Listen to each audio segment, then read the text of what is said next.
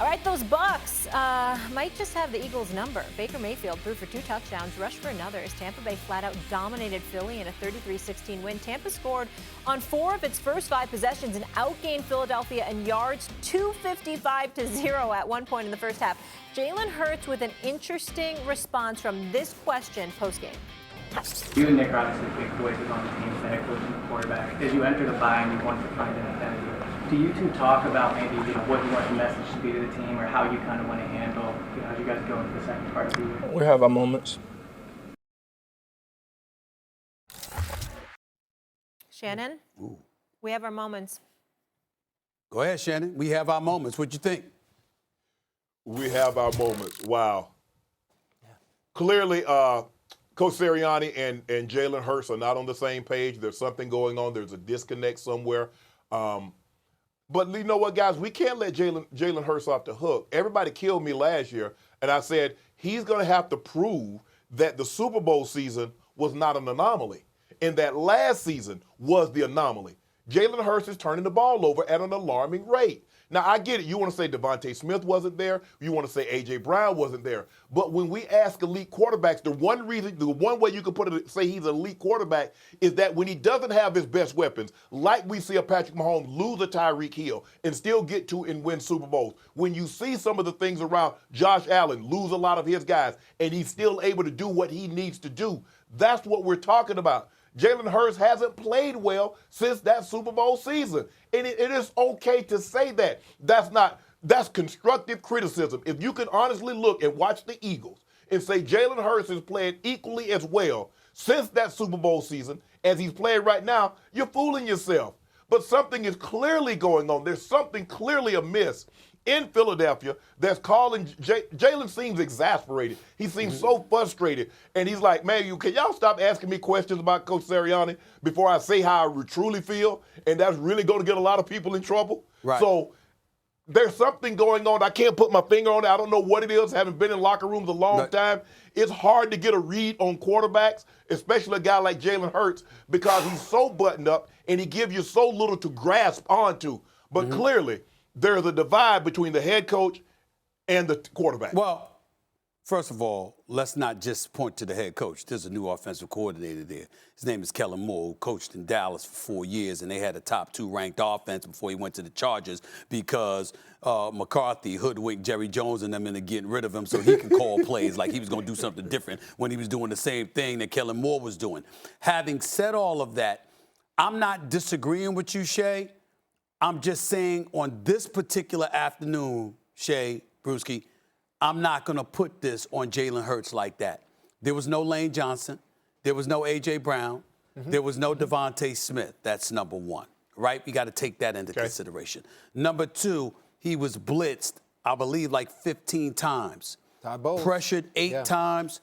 Sacked 4 times. This is Todd Bowles we're talking about here. We know this man knows what to do against an opposing quarterback. That's number 2, okay? The lack of personnel, plus you're going up against Todd Bowles, right? Number 3, here's where it becomes very, very glaring. At one point in the game, I believe in the first half, the Tampa Bay Buccaneers had 255 yards. They outgained Philadelphia 255 yards to 0. Now, what the hell is that about? I can't look at just the quarterback and say something along those lines. Something's missing. I mean, giving it to Saquon Barkley for a 3-yard run, you've still been 3 yards. I mean, 255 to 0, something's wrong with that picture. There is something going on in Philadelphia. Like you said, if you can't put your finger on this, Shay, if you can't put your finger on it, Teddy, I damn sure ain't going to say I can, but I'm going to tell you that looking at them right now, they definitely appear to be out of sync, but I can't ignore. We look at Jalen Hurts and we said, okay, this is who he is. This is what he brings to the table. You got to have the right pieces around him, the right system, et cetera, et cetera. If those things don't exist, then what should be a reasonable expectation for him, Teddy? That's where I'm at. Jalen Hurts, I don't see as a quarterback that's going to elevate receivers that are lower class. Okay, Jalen Hurts needs A.J. Brown. Jalen Hurts needs Devontae Smith to do what they do on the outside so he can be successful. you bring up all the numbers, Stephen A. If there was one play that I can point to is when, okay, Saquon Barkley and Jalen Hurts, they got to be the ones that stepped up in this game. Lavonte David ran right through Saquon Barkley and then strip sacked Jalen Hurts. Both of those, their best two players, but Lavonte David and that Tampa Bay defense was just exceptional. And that was their main problem. But the biggest problem is and can be the relationship of the quarterback with the head coach. Now, you don't have to be best friends with your head coach, okay? Belichick and I were far from best friends, but I knew that his contributions to every side of the football were immense. I knew that he was on top of his job. I knew he wasn't blowing situational calls. I mean, so how much is Sirianni, how much respect does he have of Jalen Hurts is a question that I'll bring it into myself, because Jalen can't leave that hanging for a bye week and just saying we have our moments, because throw that out there. Him being the leader of the team, it's you leaving that out there for 2 weeks, and you're saying basically, listen, me and the head coach, he doesn't need to come into the offensive meeting rooms because I got this handled. And so really, how much is Nick Sirianni doing? Everybody is questioning that and the relationship now based on that comment, and it's got to be fixed. Molly, can I say this? Can I add this, Stephen A? Can I add this, guys? Sure. My grandma used to say all the time, she'd say, boy, the loneliest place in the world is to be a place that you're not wanted. I'm not so sure Nick Sirianni is wanted in Philadelphia. Tedy, I know you played for Coach Belichick, and I think you played for Coach Parcells. And so those two guys goes without saying. Coach Parcells won 2 Super Bowls with the Giants. Coach Belichick, we don't even get this resume, is too extensive, like a CVS receipt. But if you have a coach I love those CVS and you don't believe in him, right? Yeah. If you have a coach and the players don't believe in him, he can't win there.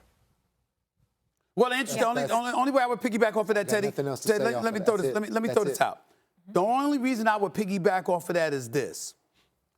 Sirianni, that took them to the Super Bowl, was an entirely different coach that coached them last year when he lost both coordinators to Arizona and Indianapolis, respectively. And so if there's an absence of belief, it didn't exist 2 years ago. It's something that developed and was cultivated from last year. What Sirianni had 2 years ago was probably what they called the core four. There you go. And those leaders that even you are lacking in terms of leadership from the head coaching position. You had Fletcher Cox, Jason Kelsey, Brandon Graham. I mean, the core four, Lane Johnson. Lane Johnson was also hurt yesterday. So as that core four continues to either get eliminated from the equation, or they get older and younger players is like, oh man, you're looking at him like he's on his way out. It's got to transition to the quarterback. It's got to transition to the quarterback, and the quarterback has to show belief in what the head man is doing. If the quarterback's not showing belief now, because with the core four now diminished, it's Jalen Hurts, it's his team, and what is the message he's sending?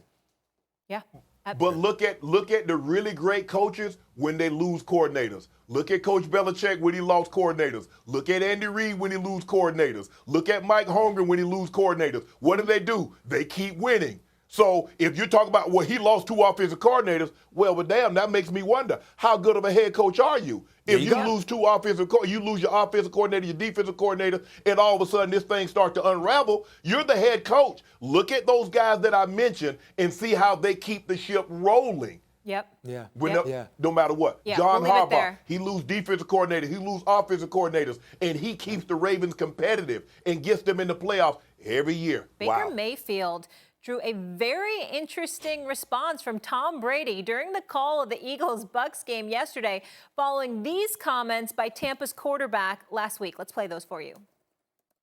Tom was different. He had everybody dialed in, high-strung environment, so I think everybody was pretty stressed out. So for me, and everybody was expecting the Bucs to not be good last year, so they wanted me to come in, be myself, bring the joy back to football a little bit for guys that weren't having as much fun. I thought stressful was not having Super Bowl rings.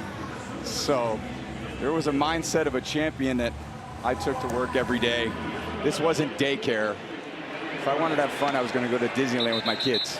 I think a lot of that got taken out of context. None of it was personal by any means. It's just, what he demanded of the guys. And that's the aura of Tom Brady. And that's what he did to bring a championship here. I thought not having championships was stressful. That was great. Tedy, no one knows Tom Brady better than you do on this set. What did you think of that back and forth? I thought it was real. Baker, it didn't get taken out of context. It's okay. You said what you had to say, and that's who you are. It's just that you don't understand. He doesn't understand the level of winning. He doesn't understand the consistent level of winning that Tom went through. I mean, I played with Tom when we won 21 football games in a row. All right, and that was a championship mixed in between.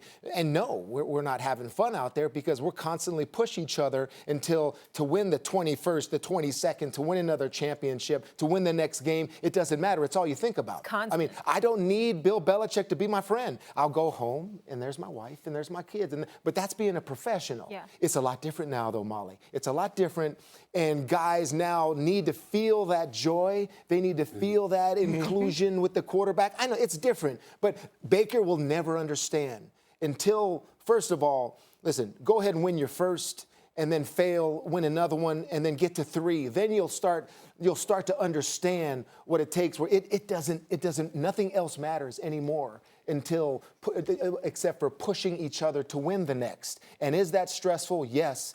And it should be. And you should have a stressful environment and an environment that you have confrontation at times, because confrontation, we always believed, was good.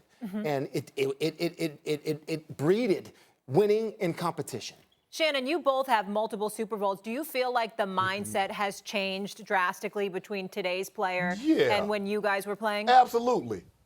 Absolutely. And Tedy, I agree with everything you said. It wasn't taken out of context. Baker is a different type of man, to have a different type of personality, a different type of mindset, because the expectations were different. Some things can only be seen through the eyes that have cried. And so once you get to that level, once you start to win, that's all that matters. Nothing else matters. And you set aside a lot of things to make sure that winning continues. It is stressful. Winning back-to-back Super Bowls, because that's how if you want to be great, there have been a lot of teams that's won 1 in a row. But if you want to stand out, if you want to set yourself apart from other Super Bowl teams, go back-to-back. And then once you do that, the obsession of winning, you become consumed with it. You damn right. Mike Shanahan had us walking on eggshells. It was stressful because there was an expectation level, that a desire, a hunger. You yearn to win. What can I do to get better, to make sure we don't lose? How do I make sure that the guy next to me knows what he's supposed to do and carry out his assignment? Only people that have won, only people that have been ultra successful can only know, can possibly begin to fathom what I'm talking about. A lot of people, oh, Baker didn't say anything wrong. Y'all too high strung. Those are the people that's never won anything, especially at an extremely high level. But when you play what we call professional sports, there's only 2 things that are on the menu at Club Shay Shay. That's winning and losing. And I want to win way more than I lose. And it is stressful to win. Let me tell you something, man. He wasn't taken out of context. I completely agree with the both of you. And I want to emphasize what an honor it is to work with both of y'all and to work with the multitude of champions that I've been blessed to work with. Because you see, champions come in all professions, and a winning mentality comes in all professions. You see people you work with, you see people who work for you, you even see people you work for that, dare I say, might be a little bit lazier than you, might not prioritize winning to the degree that you do, et cetera, et cetera, et cetera. And the beauty of working with people like y'all who are champions is that you know what it takes. And so what happens is that all of a sudden it affects you with everything in life. Obviously, I was never gifted enough to play pro sports. What do? I've covered professional sports for years. You know, some of my greatest friends in this business are champions and Hall of Famers. And what do they talk about? They talk about winning. I never forget when primetime Deion Sanders, when Isaiah Thomas, when a Michael Jordan, the list goes on, and they were giving their Hall of Fame speech. You know what every single one of them did? They apologized to their families. You know why? Because of the level of selfishness that they had to put forth because they were so fixated and transfixed and committed to winning, right? What's the hard part? Getting around people that you hear accept and embrace mediocrity. Nick Saban alluded to that. If you find sound bites of Nick Saban, he was talking about mediocre people don't like winners and winners don't like mediocre people. Nick Saban talked about that. So then we get to a Baker Mayfield, right? Can play. Is a pro, performed well yesterday. I think has really proven himself to be a quality player in the National Football League. What the hell do you think you're doing 7 years in this league and you would say something like that about Tom Brady? How dare you? How dare you? Because Tom checked it. I know that, but here's my point. Tom Brady played for that team and won a championship for that team. You're on that team. You couldn't get to an NFC championship game yet. You're playing for that team. You haven't come close to accomplishing what Tom Brady accomplished. And what was his words, Teddy? What was his words, Shay? He said, yo, some of the guys, you know, they weren't comfortable. And who gives a damn about how they feel?